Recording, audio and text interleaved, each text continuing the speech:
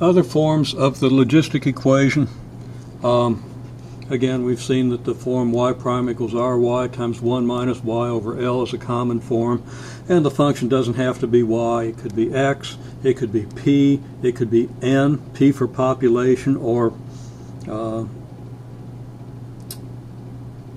n for number.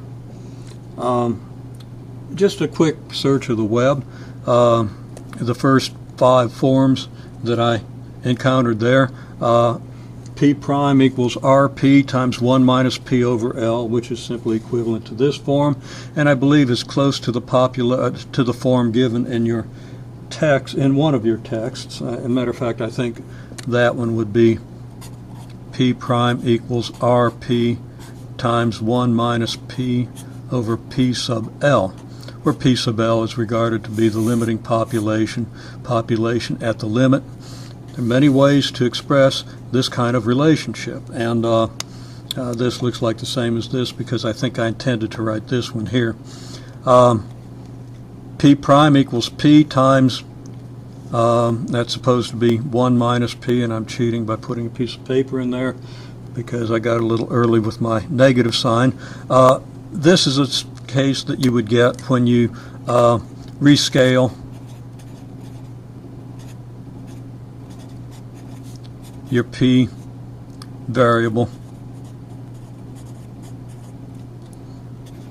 so that the population limit is 1, which means essentially that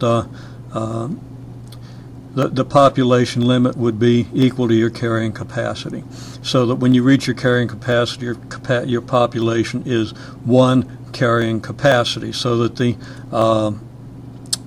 units in which your population would be expressed would be multiples of the carrying capacity.